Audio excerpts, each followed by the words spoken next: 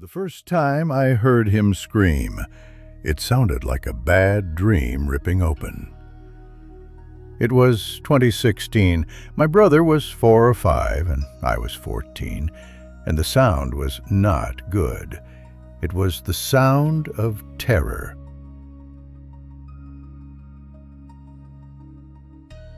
We had eaten dinner, and the house had settled into its usual small noises. I lay in the dark, trying to will myself to sleep, when a sound, small, thin at first, swelled into a keening that made the floorboards seem nearer. I rolled over and saw him. Curled, hands at his face, eyes squeezed shut. He wasn't having a nightmare you could soothe with a blanket. He pointed past me into the corner of his room, and his voice jumped into something raw and frantic. "The red clown," he screamed. "It's gonna get me." Dad came in shaking his head at first, like it was the usual scared of the dark routine. I almost laughed with him until the laugh dropped out of his face. His expression folded from annoyance into something tight and pale. He knelt, whispering, "Nonsense," and sang a stupid joke that somehow calmed my brother. He helped him back to sleep, thanked my mother for insisting on the nightlight, and said goodnight. He left the door open a crack, and I lay there, staring at the thin wedge of shadow between the hallway and the bedroom, feeling watched by the dark itself. I thought I was done with it. I was wrong.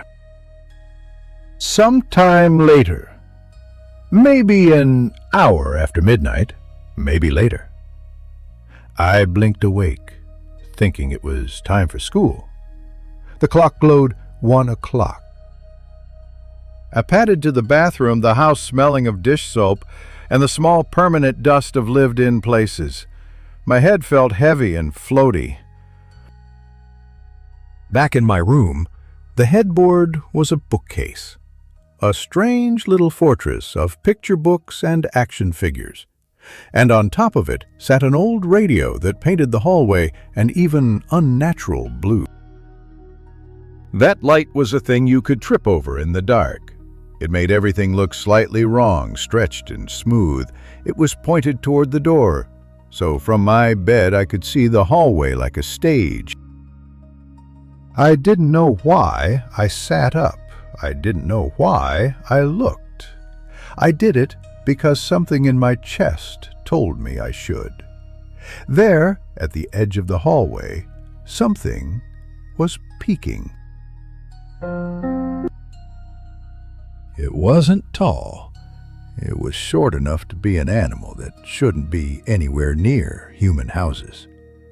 Its head was wrong in the way that makes your bones remember a different map, wide and rounded in a way that could be described as football-shaped, smooth where a face should be. 2 enormous black eyes dominated that head. No whites, no sheen of cornea, just flat blackness. In the reflection of the radio's blue, they seemed to hold the light and thicken it. It had ears like a baby elephant's, thin membranes catching the radiance, and a grin, an absurd, impossible grin from one edge of the face to the other, teeth thin and too many, like a child's paper cutout of a smile. It didn't move to step fully into the room. It leaned, peered around the corner as if checking a doorway on a drafty night.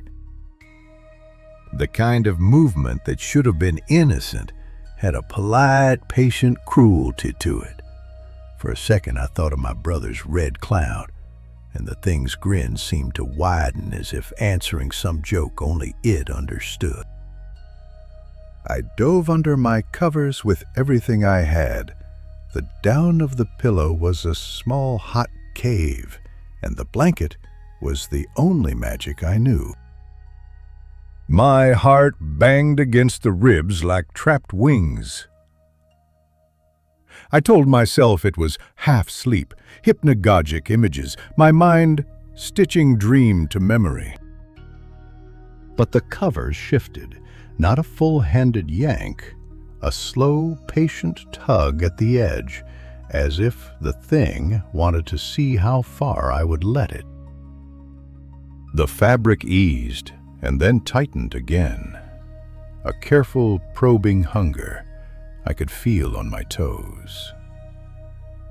The blue light still bled under the blanket, painting my fingers a soft, cold color. I lay there and listened. The radio hummed like a distant insect. The house breathed around me. Once, a soft, wet sound came from the doorway, like a tongue exploring an airless corner. I wanted to call for Dad, but my voice felt far, like a telephone call that had started and been dropped. I pressed my palms over my ears, not to block out sound, but to anchor myself to the fact I was a real, warm body in a safe bed. I fell asleep at some point. I woke to daylight that smelled of cereal and wood polish, and the kind of ordinary sunlight that strips strange things of their color. Dad's face at the breakfast table was plain and flushed from work. Years later, when I told him why I had never liked that corner, he told me two things that replay like a bad film in my head. First, he said he had gone into that corner when my brother screamed, and he'd had a feeling people call wrong, like a watch stopping or a conversation that falls out of sync. He remembered the air being colder there, like a vent that had opened to a void. Second, he said something that still makes my skin lift.